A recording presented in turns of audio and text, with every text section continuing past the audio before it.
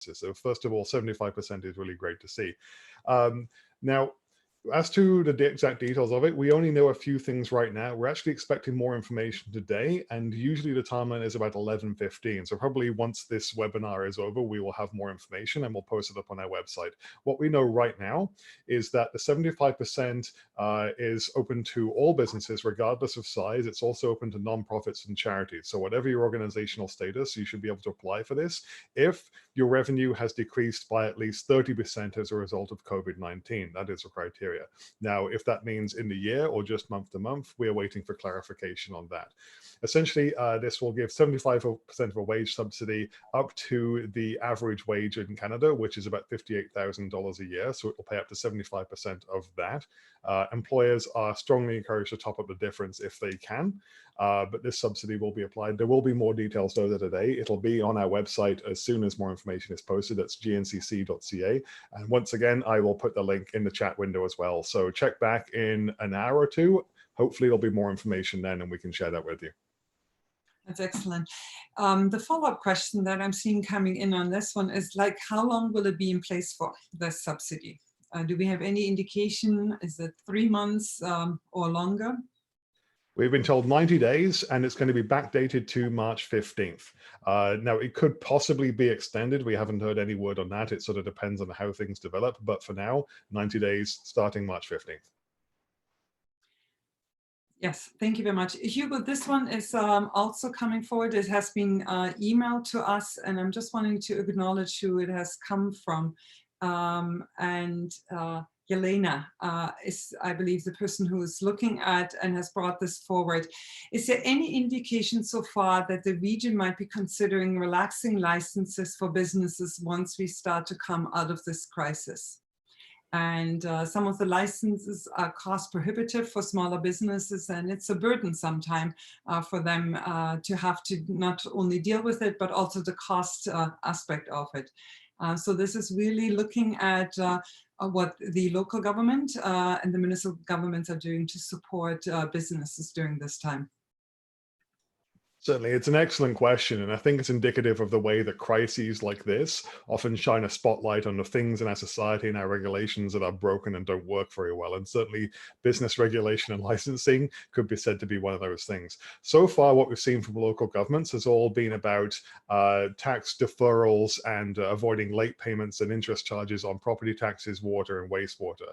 That's come from the region, but also a number of other municipalities around the area as well. We have not yet heard anything about business licensing restrictions or requirements. I would hope that at least some relief on guidelines and deadlines would be announced. That's certainly something that we'd be willing to advocate for, as well as perhaps a look at just making the whole system more efficient and streamlined for businesses. That has actually been a priority of the GNCC for some years now, and we've constantly been looking for ways to make business regulations more streamlined and efficient and easy to go through for businesses.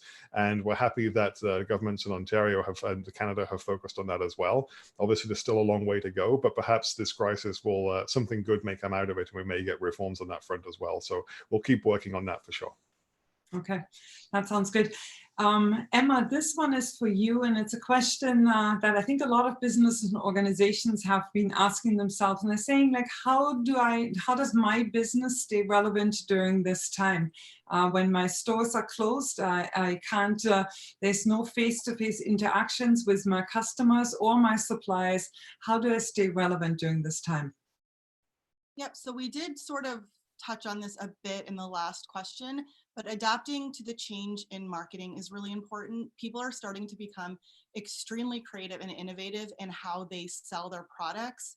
We did see Dylan's had a viral post a couple weeks ago. So what they did was they used products that they already sold or that they already carry to make a new product. So trying to come up with different ways to serve your community and to just be a different type of change maker is something that's going to resonate with people now, and they will remember that after this is over, and they will stay with you and be a loyal person. Yeah. So as long as you think of alternative ways, I would say reaching out to your customers as well, trying to make sure that they're okay and actually listen to what they want. Just staying out there in the online community so people don't forget about you, which I don't think they would, but just, you know, staying out there and being active and adapting. Adapting is really important right now in staying relevant. Yeah, that makes a lot of sense. I just wanted to encourage all attendees today, like raise your hand if you have a question. We're seeing a lot of them being typed in and asked that way, and we're trying to really get through all the questions, into all the questions. So please know that the channels are open. One of the questions, Hugo, and this one is for you, and that is a question that has come up quite often over the last couple of days. And it's a question of what sort of businesses are essential. I know the provincial government has indicated some of those ones, but someone is saying, like, where can I find a list? And especially also, how does it apply to daycares for essential workers? Thank you. Yes, it's an excellent question. There has been quite some confusion about this because when the government, provincial government did show its list of essential businesses, a lot of people felt that perhaps not every business on there was essential. But bear in mind, this is not just the essential businesses, but businesses that support those businesses. For example, auto repair shops are listed as essential because obviously they are repairing vehicles that essential services would use. For example, it's a very, very long list. Essentially, it's the services that are essential to human life, so buying food, water, medical supplies, etc., and other businesses that support those as well. There is a list on the government's website of all the categories. It doesn't list individual businesses, of course, just the categories that your business might fall into. But what we've done as well is mirrored it on our website because the government's website has gone down a couple of times since it was posted and everyone tried to get in and have a look and crash the system. So what I'm going to do again is I will post a link to the mirror on our website so you can check that out. And if you do have any questions about whether or not your particular business falls into a category, if it's not clear, then again, please get in touch with me. I've already helped several people navigate this and gotten answers from them from the provincial government in cases where it's not been clear. So please do reach out if there is any confusion, and I will post a link right now that you can take a look at as well.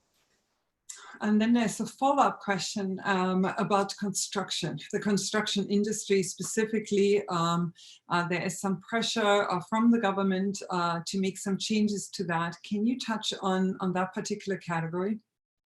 Yeah, so far construction sites have remained open, even though there are question marks about it because they do exceed the limits of, first it was 50 people, now it's 5 people that can gather in one place.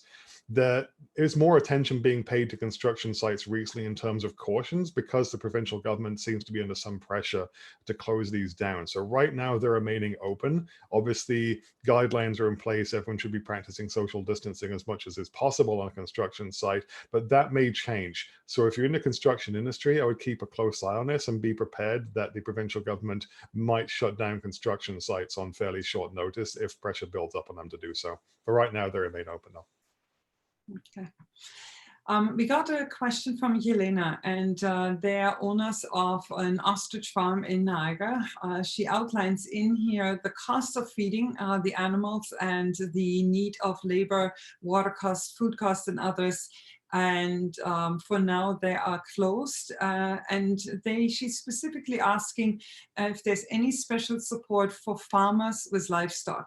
And if there's, and I think we see a few industry-specific questions are coming forward, but specifically when we're looking at farmers and farmers that have livestock. Yes, there are specific supports available for the agri-food industry as a whole, and those programs are being delivered through Farm Credit Canada. They essentially take the form of more loans so far. The government has not been very keen to give out actual grants, like straight up cash money to businesses, but they have been very generous with new loan programs. So if you are in the agri-food industry or you're running a farm, any kind of farm, whether or not you have livestock, you should be eligible for these programs as well. I'm going to put up a link again to Farm Credit Canada's site that can help you go through these loans as well. And again, as I said before, with many of these other programs, if you're going to apply now because the backlog is going to be significant. And once again, I can help you navigate this if you are having difficulties as well. So I'll post that link for you right now. Thank you very much, Hugo. Emma, this one is for you, and this is from a small art gallery owner in Niagara. And as people are unable to gather or to visit art galleries or take part in any cultural organizations and their events for the next few weeks, likely months, This individual, Brad, is asking, what should I do about marketing during this time in order to maximize my investments and ensure opportunities for success upon reopening? I think the sector is under tremendous amount of pressure, and especially how they're asking how can they best connect with their potential customers or attendees to those art galleries. Emma? Yep, so we are seeing a lot of virtual tours happening. I don't know if that is something that would be possible for this specific business, but it is something that could potentially be a really great resource for people. You could also mobilize hashtags. I've seen different hashtags such as museum from home that's been trending on Facebook and on Instagram and Twitter. So if you try to get into that community, that could also help you gain a little bit of exposure.